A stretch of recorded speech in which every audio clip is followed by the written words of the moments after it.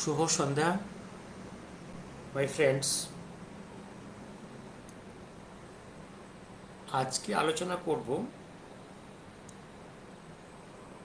বিপ্লবী সত্যরঞ্জন বক্সী সম্বন্ধে। কোনো কোনো সংস্থা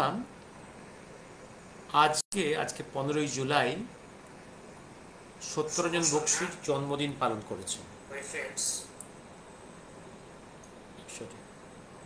আজকে আলোচনা করব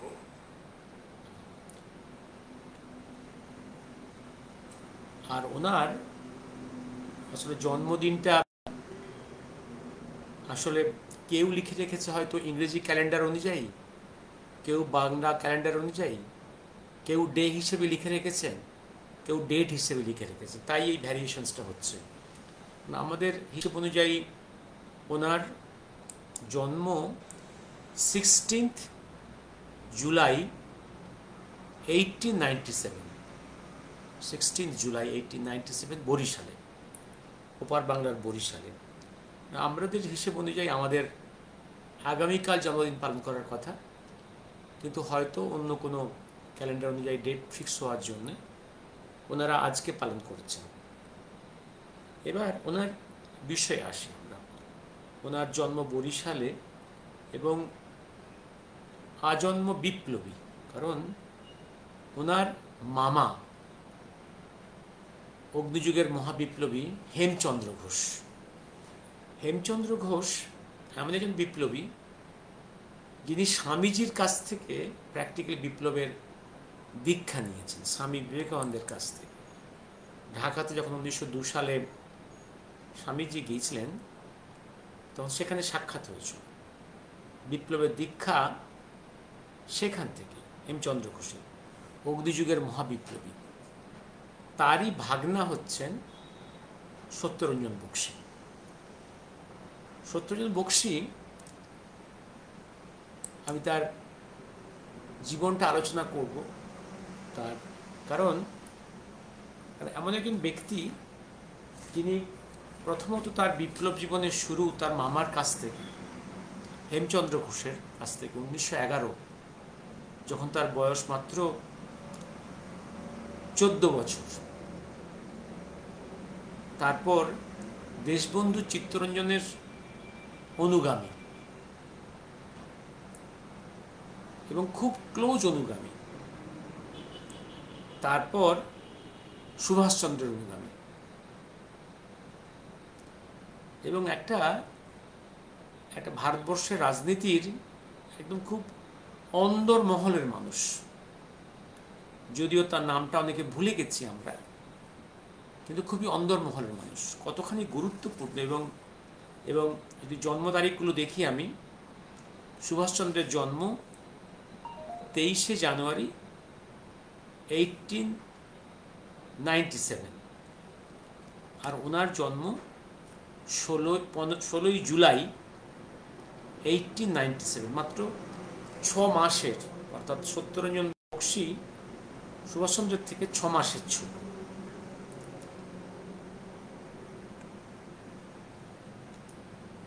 বক্সী মারা গিয়েছেন 8ই জানুয়ারি 1983-তে। তখন তার বয়স হয়েছিল 86 বছর। 86 বছর। আমি উনি গভর্নমেন্টের দেওয়া বিপ্লবীদের যে ভাতা, পেনশন কিন্তু নেননি, উনি রিফিউজ করেছিলেন। অত্যন্ত দারিদ্র্যের মধ্যে তার জীবন কেটেছে এবং কখনো কোনো কম্প্রোমাইজ করেননি। এমন একজন ব্যক্তি যার সঙ্গে কথা বলার জন্যে ডিসেম্বর 1945-এ মোহনদাস করমচাঁদ গান্ধী প্রেসিডেন্সি জেলে গেছিলেন টু মিট সত্যরঞ্জন বক্সী। গান্ধীজি জেলে গেছিলেন সত্যরঞ্জন বক্সীর সঙ্গে দেখা করার জন্য। এত গুরুত্বপূর্ণ ব্যক্তি উনি। এমনই গুরুত্বপূর্ণ ব্যক্তি যখন 1939-এ যখন গান্ধী গ্রুপের সঙ্গে সুভাষচন্দ্রের দ্বন্দ্ব শুরু হয়েছে, সেই দ্বন্দ্বের সময় যখন সুভাষচন্দ্র কংগ্রেসের ইতিহাসের প্রথম ইলেক্টেড প্রেসিডেন্ট ত্রিপুরী কংগ্রেসের, সেই কংগ্রেসের ওয়ার্কিং কমিটি তৈরি করার কথা, প্রেসিডেন্টের right to select all the members of the working committee, তাকে সেটা করতে দেওয়া হয়নি। পণ প্রস্তাব এনে তার সে অধিকারটা কেড়ে নেওয়া হয়েছিল অত্যন্ত অগণতান্ত্রিক এবং নোংরাভাবে। এবং সে সময় উনি এমনও একটা জায়গায় রাজি হয়েছিলেন যে গান্ধীর তরফ থেকে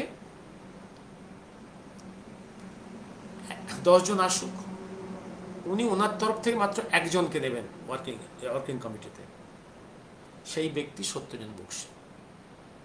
তাতেও গান্ধী এবং গান্ধী গ্রুপ রাজি হননি, কারণ গান্ধী গ্রুপ এমনই ভীত সন্ত্রস্ত ছিলেন যে ওই 10 জন ওয়ার্কিং কমিটি মেম্বারের বুদ্ধি, চাল, রাজনৈতিক চাল একা সত্যেন্দ্র বক্সী কাউন্টার করতে পারার মতো ক্ষমতা রাখতেন। এই ভয়ে সেদিন এটাও সম্ভব হয়নি এবং আলটিমেটলি সুভাষচন্দ্রকে কংগ্রেস প্রেসিডেন্টের পদ থেকে পদত্যাগ করতে হয়। আন্ডার সিচুয়েশন কম্পালশন পদত্যাগ করেন। হি ওয়াজ কম্পেলড টু রিজাইন। আমরা সত্যেন্দ্র বক্সীর জীবন নিয়ে আলোচনা করব, তার কারণটা হচ্ছে অনেকগুলো। কারণ ইতিহাসের এখনো এই যে পোর্শনসগুলো ভারতবর্ষের, আধুনিক ভারতবর্ষে লেখা হয়নি, লেখা সম্পূর্ণ হয়নি, বা অনেক ক্ষেত্রে খুব ভুল লেখা হয়ে আছে। এই ভুল লেখাগুলো কারেকশন করার জন্যে আমাদের এই জীবনগুলো চর্চা করার প্রয়োজন। আর আরেকটা দিক থেকে, বিশেষ করে নেতাজির সঙ্গে গান্ধীজির সংঘাতের মূল কারণটা কি, এবং কেন গান্ধীজি সত্য বক্সীর সঙ্গে দেখা করতে গেলেন জেলে, কি প্রপোজাল ছিল, সেই প্রপোজালটা সত্য বক্সী কেন গ্রহণ করলেন না, এবং তারও সেই সঙ্গে সত্যেন্দ্র বক্সী নেতাজি মিস্ট্রির সম্বন্ধে কি বক্তব্য, এবং এই ইস্যু নেতাজি মিস্ট্রি নিয়ে ইস্যু নিয়ে একদম ডাইরেক্টলি গান্ধীজির সঙ্গে, নেহরুজির সঙ্গে, ভুলাভাই দেশাইয়ের সঙ্গে, রাধানাথ পালের সঙ্গে তার যে ডাইরেক্ট কথাবার্তা, সেইগুলো কি ইতিহাসের পাঠ, আমরা এইগুলো আলোচনা করব। এবং সুভাষচন্দ্র 1941 যখন জানুয়ারি মাসে এলগিন রোড থেকে বেরিয়ে গেলেন, সেটা কোন তারিখ ছিল, শিশির বোসের দেওয়া গল্পটা কতখানি সত্য না কতখানি মিথ্যা, এইগুলো সত্য বক্সীর বক্তব্য থেকে, জবানি থেকে এগুলোর আমাদের ইতিহাসের পাঠ উদ্ধার করা উচিত। এবং তার নেতাজিকে বিবাহ নিয়ে যে মিথ্যে কাহিনী রটনা করা হয়ে আছে, সে সম্বন্ধে সত্য বক্সীর কি বক্তব্য। কারণ সত্য বক্সী অনেকের থেকে, এই বাংলা ভারতের রাজনীতির অন্দরমহলের অনেকের থেকে অনেক বেশি গভীরের মানুষ, অনেক বেশি উঁচু মাপের মানুষ। তার বক্তব্যের একটা মূল্য আছে। এই মূল্য আছে বলেই মোহনদাস গান্ধীকে কলকাতায় প্রেসিডেন্সি কলেজে, প্রেসিডেন্সি জেলে সত্য বক্সীর সঙ্গে দেখা করতে যেতে হয়েছিল। এই বিভিন্ন এই প্রশ্নগুলোর উত্তর আমরা খোঁজার চেষ্টা করব সত্য বক্সীর নিজের যে জবানি আর তার যে বিভিন্ন বক্তব্য, এই ইস্যুগুলো সম্বন্ধে। আরেকটা ইস্যু খুব বেশি পপুলার হয়েছে, ইস্যুটা পপুলারাইজড হয়েছে, সেটা হচ্ছে শোলমারি ইস্যু। শোলমারি সম্বন্ধে সত্যেন্দ্র বক্সীর কি বক্তব্য, এবং সেই সঙ্গে তার জীবনের ত্যাগ, তিতিক্ষা, স্যাক্রিফাইস, এবং দারিদ্র্যের মধ্যে থেকেও তিনি কখনো কোনো কম্প্রোমাইজ করেননি। আমি আমি জয়শ্রীর দক্ষিণ কলকাতার অফিস যেটা এটা থাকতেন, যেখানে লীলাদি থাকতেন, পরবর্তীকালে থাকতেন সুনীল দা, বিজয় দা থাকতেন সেখানেও দেখেছি শ্রী সত্যবক্সীর এক মেয়েকে একদম এমাসিয়েটেড বডি, বোন অ্যান্ড স্কিন, দারিদ্র, মানে দারিদ্রকে দেখা যাচ্ছে, খুব জীর্ণ কাপড়, জীর্ণ চেহারা, দারিদ্র, লাংসের টিবি নিয়ে ভুগছে, একদম অবিবাহিত অ্যাডাল্ট মেয়ে, হাইট 5 ফুটের উপরে, অথচ তার ওজন হার্ডলি 30-32 কিলো। এত এমাসিয়েটেড বডি, দারিদ্র্যের সঙ্গে যুদ্ধ করেও উনি কোনো রাজনৈতিক দলের সঙ্গে কোনো কম্প্রোমাইজ করলেন না এবং মৃত্যু পর্যন্ত অপেক্ষা করলেন তার নেতা, লিডার কখন ফিরে আসবে এবং সেই যে বাড়িতে উনি ছিলেন, যে বাড়িতে সেই 41 সালে ছিলেন উনি, যে বাড়িতে সুভাষচন্দ্রের সঙ্গে তার শেষ সাক্ষাৎকার হয়েছিল, সেই বাড়িতেই রয়ে গেলেন এই আশায় যে সেই লিডার যদি ফিরে এসে তাকে সেখানে খুঁজতে গিয়ে না পায় তাহলে তো সে চলে যায়। সেই আশা নিয়ে উনি কোনো বাড়ি ত্যাগ করলেন না, ঘর ত্যাগ করলেন না, সেই জীর্ণ বাড়িতেই সারা জীবন কাটালেন মৃত্যু পর্যন্ত। এই মানুষটার সম্বন্ধে আমাদের আলোচনা করা উচিত, কারণ আজকের বাংলায়, বিশেষ করে বাংলায় জাতীয়তাবাদী চিন্তার মৃত্যু ঘটেছে এবং আজকের লোভ, স্বার্থপরতা, রাজনৈতিক যে হিংসা, যে স্তরে আমরা পৌঁছেছি, যেখানে জাতীয় সত্তা, জাতীয়তাবোধের মৃত্যু ঘটেছে, সেই সময় এই প্রদীপ শিখাগুলোকে জ্বালিয়ে রাখার প্রয়োজন আছে। কারণ এই মহাপুরুষদের জীবনীগুলো চর্চা করার উদ্দেশ্য হচ্ছে তাদের কথাগুলোকে মনে রাখলে যদি এই বাংলায় আবার একদিন জাতীয়তাবাদের স্ফুরণ ঘটে, এই আশায় আমি যে তথ্যগুলো উপরে কথা বলবো, আজকে সবটা বলা সম্ভব হবে না। আমি ওনার কেউ দেখি, is anyone listening? I do not know whether anyone is listening or not, but it is my duty to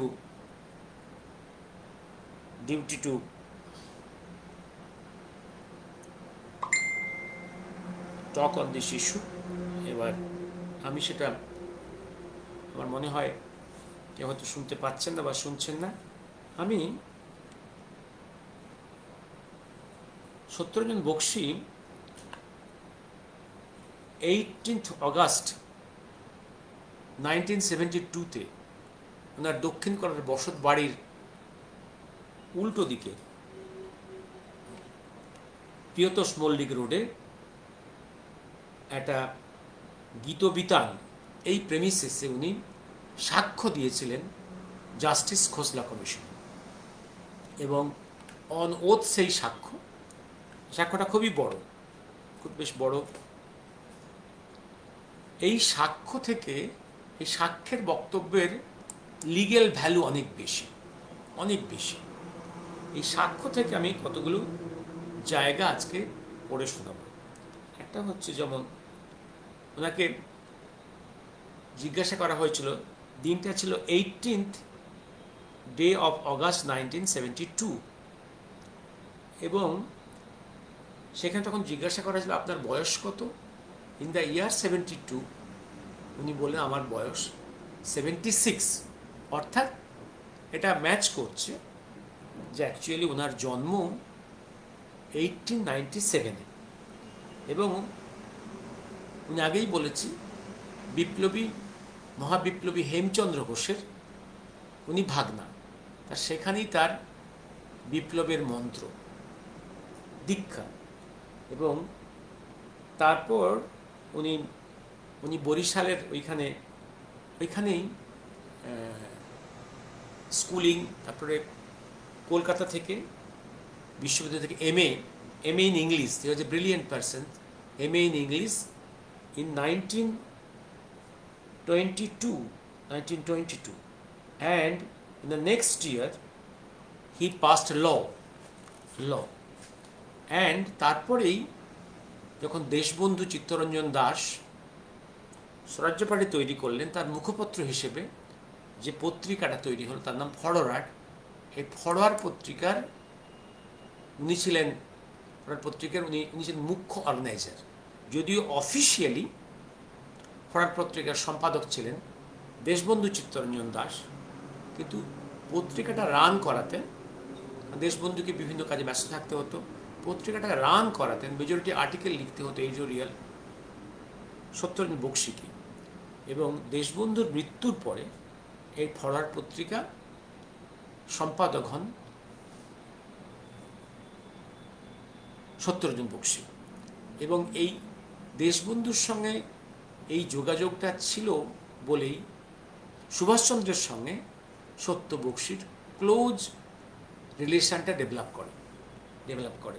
এবং সত্য বক্সির দেশবন্ধুর মৃত্যুর পরে 1925-এ এবার নেতৃত্বে এলেন সুভাষচন্দ্র, এবং সুভাষচন্দ্র বিভিন্ন ক্রুশিয়াল ডিসিশনস মেকিংয়ের সময় সত্য বক্সির অ্যাডভাইস দিতেন।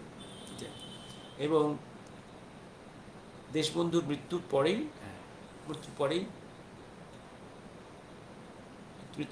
এইবার যখন এবং সুভাষচন্দ্র এবং সত্য বক্সি দুজনই কংগ্রেসেই ছিলেন।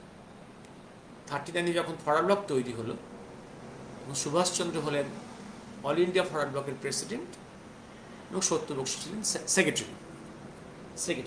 এবার সুভাষচন্দ্রের সমস্ত যে ডিসিশনসগুলো, যে সিরিয়াস ডিসিশনস মেকিংয়ে সত্য বক্সির রোলটা ভীষণ ইম্পর্টেন্ট। ক্ষুরধার বুদ্ধিসম্পন্ন মানুষ।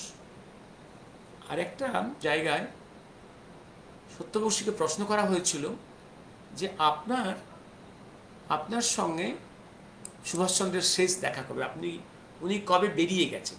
41 সালে সুভাষচন্দ্র এলগিন রোড থেকে কবে বেরিয়ে গেছেন।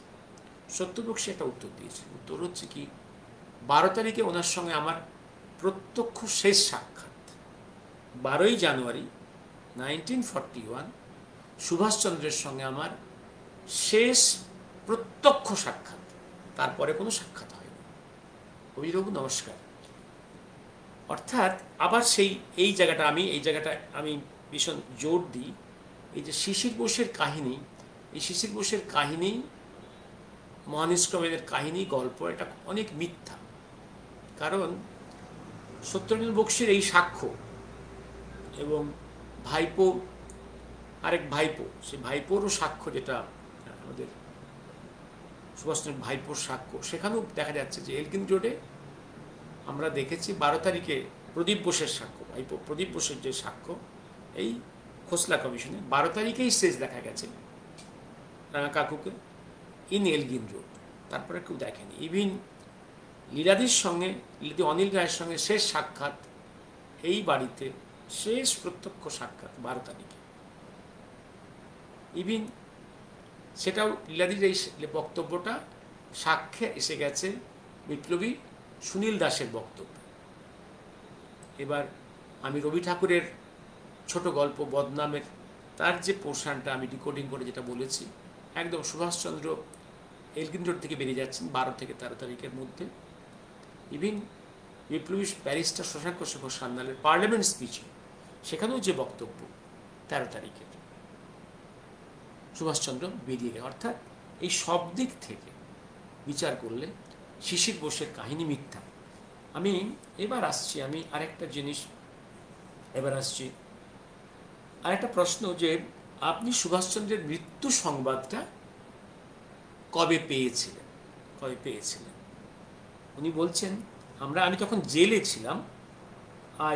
নিউজ অফ নেতাজি's reported air crash and death first came out in India, as far as I remember, from the subsequent knowledge sometime about 24th August 1945 when the death of Netaji was circulated in India.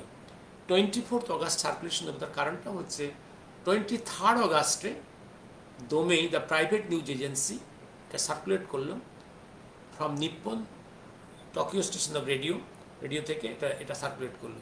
অথচ মজার জিনিস হচ্ছে এই যে যারা design করলো স্টোরিটা plane ক্র্যাশের তারা কিন্তু 19th অগাস্টেই দিল্লিতে খবরটা পাঠিয়ে দিয়েছিলেন, যে জন্য 19th অগাস্ট দিল্লির অল ইন্ডিয়া রেডিও এটা কিন্তু প্রচার করেছিল, যেটা হিট ওয়ের বইয়ে আছে। অর্থাৎ স্পেসিফিক্যালি যখন সুভাষচন্দ্র দেখা যাচ্ছে যখন তার প্লেন ক্র্যাশ স্টোরিকে ডিজাইন করছেন, এই স্টোরিটা উনি খাওয়ালেন ব্রিটিশকে প্রথমে, এই জন্যে এই নিউজটা ডিসপ্যাচ করা ছিল দিল্লির থেকে, যেটা সার্কুলেট করেছিল দিল্লি থেকে অল ইন্ডিয়া রেডিও থেকে 19th অগাস্ট। এটার উল্লেখ আছে হিট ওয়ের বই। আর এমনি হোক জেনারেল এটা জাপান থেকে যে সার্কুলেশনটা এলো সেটা 23rd জানুয়ারি, ভারতবর্ষে প্রচারিত হলো 24th অগাস্ট।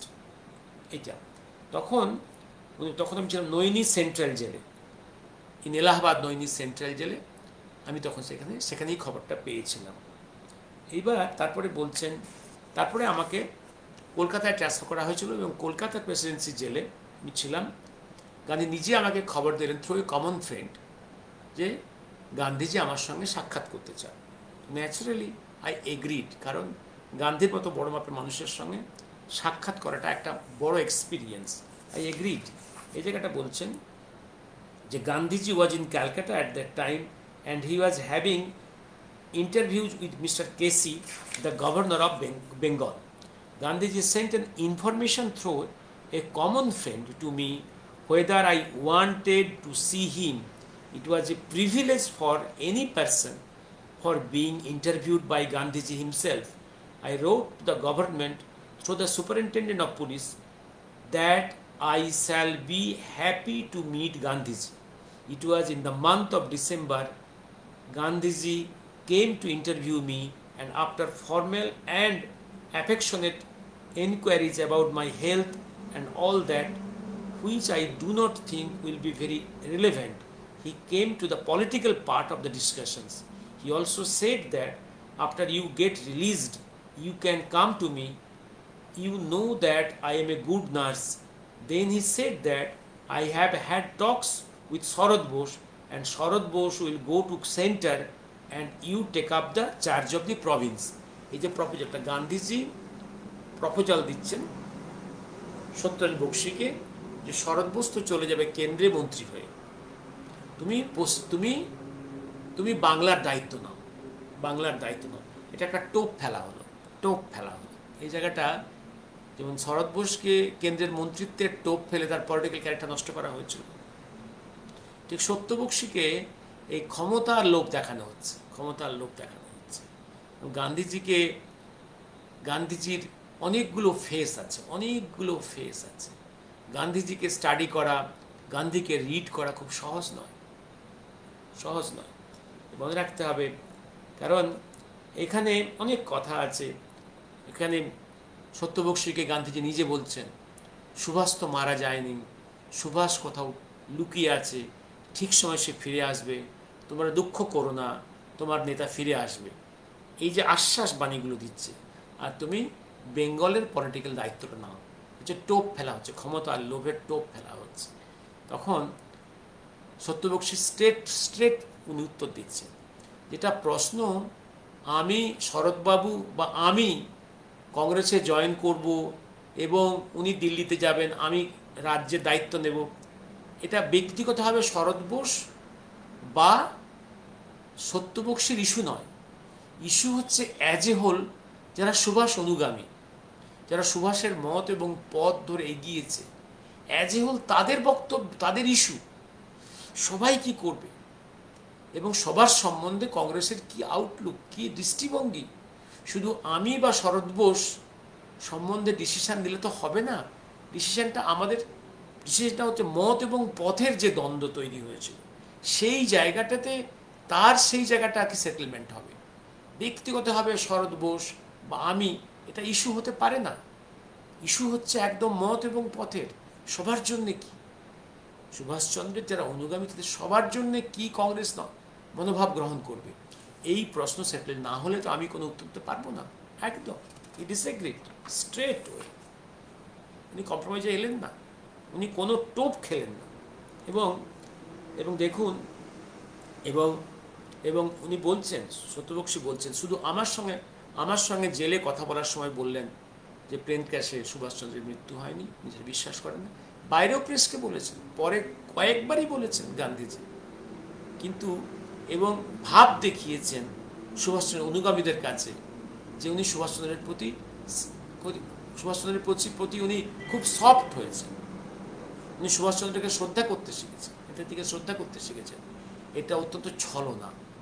তো ডিসেম্বর 45-এর কথা বলছি, দেখুন তারই পরে 46-এর মাঝে সেখানেই গান্ধীজির আশ্রম থেকে আমেরিকাতে চিঠি করা হচ্ছে। গান্ধীজির আশ্রম থেকে তার গান্ধীজি নিজের চিঠি, সঙ্গে তার সেক্রেটারির চিঠি, আমেরিকাকে চিঠি করা হচ্ছে লুই ফিশারকে, তোমরা একটা কিছু শীঘ্রই ব্যবস্থা করো, একটা কিছু সেটেলমেন্ট করো। সুভাষ বোস ফিরে এলে তোমাদেরও লস, আমারও লস। কারণ এমন একটা পরিস্থিতির সৃষ্টি হবে যাতে ভারতবর্ষের পরিস্থিতিটা আমাদের সবার হাতের বাইরে চলে যাবে। এই হচ্ছে গান্ধীজির এদিকে একটা মুখ, ওদিকে একটা মুখ। এত চতুর, এত ক্রূর সুভাষচন্দ্র গান্ধীজিকে তার মুখের কথার যে ল্যাঙ্গুয়েজে আপনি বিশ্বাস করতে পারেন না। আমি একটা জিনিস বারে বারে বলি, একটা মানুষের, বিশেষ গান্ধীজির কথার একটা ল্যাঙ্গুয়েজ আছে, তার কাজের একটা ল্যাঙ্গুয়েজ আছে, এবং কাজের যে ইফেক্ট তার একটা ল্যাঙ্গুয়েজ আছে। এই সব জিনিস না দেখলে আপনি গান্ধীজিকে বুঝতে পারবেন না। In December 45, he told me that Subhas is not dead. He will come in his good time. That is exactly what Gandhi told us. Gandhi আমাকে বলেছিলেন সুভাষ ফিরে আসবে, তার ঠিক প্রপার টাইমে ফিরে আসবে। এবার দেখুন, তারপরে আরও অনেক কথা আছে প্রেস। এবার এই ইস্যু নিয়ে উনি এখানে রিপোজ করছেন যে এই সুভাষচন্দ্র ইস্যু নিয়ে আমার সঙ্গে অনেকের কথা হয়েছে। এখানে উনি একটা বলছেন, now I shall tell you, মানে কমিশনকে বলছেন, only what I have heard directly from Pandit Nehru, Gandhiji, Bhulabhai Desai, and later on from Rabindranath Pal, the jurist. Now I shall tell you what Bhulabhai Desai told me. Bhulabhai Desai নিজে কি বলেছে? He is also a jurist.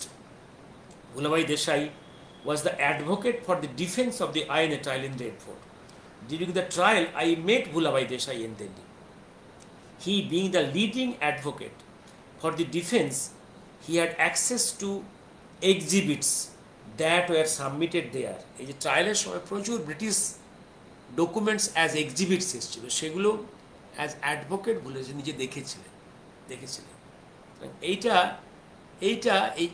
যে এক্সিবিটসগুলো কোর্টে যখন বড় মাপের case proceedings হয়, exhibit সবার পক্ষে দেখা সম্ভব, নট ইভিন দ্য জার্নালিস্ট, এটা অ্যাডভোকেটসরাই দেখতে পায়। Submitted their. In that trial A photo of a dead person was এক্সিবিটেড। Letter on I happened to see a copy of that photo. এটা ভুলাভাই দেশাই এটা সত্যবক্সীকে দেখিয়েছিলেন। It was a man completely covered with a sheet of cloth. একটা মানুষের উপরে একটা সাদা কাপড় ঢেকে দেওয়া আছে, সেই তার একটা ছবি। As if সাদা কাপড়ের তলে একটা ডেড বডি আছে। As if the photo was supposed to be the photo of a dead body covered with a white sheet of cloth. The photo was supposed to be the photo of Netaji. কিন্তু cover করা এইটাকেই exhibit করা হয়েছিল। কোনো মানুষের ছবি নেই, মৃতদেহের কোনো ছবি দেখা যায়নি, একটা কভার, শুধু সাদা কাপড় দেখা গেছিল। May I take it that, আচ্ছা, এবার তারপরে উত্তর দিচ্ছেন দিস, এবং ভুলাভাই নিজে বলেছেন এই একটা বস্তু কাপড়ে ঢাকা আছে, কাপড়ের ছবি এসছে ক্যামেরাতে, এ দেখে কখনোই বলা যাবে না ভেতরে কি আছে, ভেতরে কোনো মৃতদেহ আছে কিনা, এবং সেটা কার মৃতদেহ, কখনোই এটা বলা যাবে না। Then there another photograph of Taihoku aerodrome, যে তাইহোকু নিয়ে এত কথা বলছে বলে সেই তাইহোকু এয়ারপোর্টের ছবি আমায় দেখিয়েছে। বলেছেন, নিজে বলেছেন যে আমি বিভিন্ন কোর্টের কাজে আমি তাইহোকুতে আগে গিয়েছি, তাইহোকু এয়ারপোর্টের এই ছবি নয় এটা একদম। Then there another photograph of Taihoku aerodrome. Bhulabhai Desai said to me, had you ever been to Far East Asia? এটা ভুলাভাই দেশাই একে প্রশ্ন করেছেন শত্রু বক্সিকে, যে আপনি কখনো কি ফার ইস্ট এশিয়াতে গিয়েছেন? উনি বলছেন আমি তো জীবনে ইন্ডিয়ার বাইরে কখনো যাইনি কথা। হ্যাঁ, বলছেন আমি তো অনেকবারই গিয়েছি, এই ছবির সঙ্গে তাইহোকু এয়ারপোর্টের ছবির কোনো মিল নেই, মিল নেই। হ্যালো, এবার এবার এবার এবার আরেকটা জায়গা আছে। এবার এবার ম্যাকআর্থারের কথা আসছে। And MacArthur and others immediately after the publication of the report of Netaji's death and disappearance of what caused extensive searches throughout the area, they made a thorough search from house to house of Indians and friends of Netaji in that region. They searched all places where Netaji was supposed to have any contacts during the INA days. Every house of Indians and friends of Netaji. Bhulabhai Desai told me that MacArthur and Mountbatten could collect absolutely no evidence or proof about the death of Netaji. There is absolutely no proof of his death in the air crash report or in the British report. I have also seen the press reports where MacArthur said that, এটা ভুলাভাই দেশাই নিজে দেখেছেন, সেটা ভুলাভাই দেশাই সত্যবক্সীকে বলছেন যে আমি নিজে একটা report দেখেছি, সেই রিপোর্টটা হচ্ছে ম্যাকআর্থারের রিপোর্ট। Under quote, Bose has fled again. Bose has fled again. If he comes back, we will lose all Asia. Bose has fled again. If he comes back, we will lose all Asia. Unquote. That was MacArthur's press statement published not only in India but in different countries of the world. এগুলো তো আমরা পরে এগুলো পিমো files যেগুলো declassified হয়েছে সেখানে পেয়েছি আমরা, যেগুলো আমাদের জেমসে এসেছিল সেখানে পেয়েছি। Bhulabhai Desai told me about the alleged photo of Taihoku aerodrome which did not tally, and therein he gave me his report of Mountbatten and MacArthur's report. That is to say, that American military intelligence report and the British intelligence military report, which said that there was no proof or evidence of Netaji's death, but regretted they could not also trace Netaji's whereabouts. এগুলো এই ডকুমেন্টসগুলো আমরাও পরবর্তীকালে অনেক ডকুমেন্টসই আমরা পেয়েছি, বা America থেকে বা ইংল্যান্ড থেকে এই একই জিনিস আমরা, এই কপিগুলো আমরা অনেক কিছুই আমরা যা জেমস এর সময় পেয়েছি আমরা। এগুলো তার বহু আগে, যেহেতু ভুলাভাই দেশাই দেখেছিলেন, as he was the advocate in the INA trial in the defense committee, he has that opportunity to see all these documents as these are the exhibits there. এবার একটা আসছে গভর্নমেন্ট। এবার আরেকটা কথা বলে আমি আজকে থেমে যাব। আমি আজকে আর বেশি অনেকগুলো প্রশ্ন আছে, আমি 34 মিনিটস হয়ে গেছে, আমি আর মিনিট দুয়েক বলে আমি থেমে যাব। আমি পরে একদিন বসবো, সম্ভবত কালকে হয়তো সময় পাবো, বসবো একটু। Letter when I met Pandit Jawaharlal Nehru on one occasion in Calcutta Government House, Dr. K.N. Karju was then governor. K.N. Karju, the governor K.N. Karju, after partition. Panditji strayed into a discussion about Netaji. He almost abruptly said, how is it that astrologers all over India held that Subhas was alive? মানে directly এই governor হাউসে নেহেরু সত্যবক্সীকে বলছে যেটা কি করে সম্ভব যে ভারতবর্ষের সমস্ত অ্যাস্ট্রোলজার যারা অ্যাস্ট্রোলজাররা কেন বলছে যে সুভাষ বেঁচে আছে, কেন বলছে, এই প্রশ্ন করছে সত্যবক্সীকে। তো সত্যবক্সী উত্তর দিয়েছে, I retorted, how could you know, how could you know, you do not seem to be interested in astrology. তুমি তো নেহরু, তুমি তো নিজে এই অ্যাস্ট্রোলজিতে বিশ্বাস করো না, তাহলে তুমি বিশ্বাস করছো কেন? Have you consulted astrologers in this matter? তুমি কি সুভাষ বেঁচে আছে কিনা এ নিয়ে অ্যাস্ট্রোলজারের সঙ্গে কথা বলছো, নিজে কথা বলছো? Have you consulted astrologers in this matter? He said no, but anyway if Subhash was alive he could have contacted Gandhiji and myself and Sarat Bose or you. যদি সুভাষ সত্যি বেঁচে থাকতো, এই তো গান্ধীজি বা আমি বা শরৎবাবু বা তোমার সঙ্গে তো তিনি যোগাযোগ করতে পারতেন। Then I said, simply because he did not choose to contact you or me does it mean he is not alive? তিনি আমাদের সঙ্গে যোগাযোগ করেননি, তার মানে কি এই দাঁড়ালো তিনি মারা গেছেন? Then I said, simply because he did not choose to contact you or me, does it mean he was not alive? He may have other reasons. Of course, said Panditji. So Panditji বলছে, হ্যাঁ, of course. It seemed Panditji was feeling about his ground. Then he said, the question of death does not arise. Panditji just had been in good doubts about the death story, and he had knowledge of the American and British intelligence reports, MacArthur's and Mountbatten's reports, those who were published. আমি আজকে রাখছি, আমি পরে কালকে বসে ওই জায়গাগুলো clear করব। What is the opinion of Shri Satyabakshi about Shaulmari, and what is his opinion about the marriage story? আমি পরপর, এবং তার যে জীবনের আদর্শ এবং তার সংঘাত, কংগ্রেসের সঙ্গে তার দূরত্ব, এই সবগুলো নিয়ে, এবং আরও কিছু ইস্যু যেটা তিনি জানেন, ডাইরেক্টলি জানেন, যেটা অন নেতাজি মিস্ট্রি, সেইগুলো কিছু পড়ে শোনা, বিশেষ করে জাস্টিস রাধাবিনোদ পালের সঙ্গে তার যে কথাবার্তা, এই কথাবার্তা নিয়ে কালকে আমি একটু সময় পেলে কালকে বসবো। শুভরাত্রি, অভিভাবক শুভরাত্রি, নমস্কার।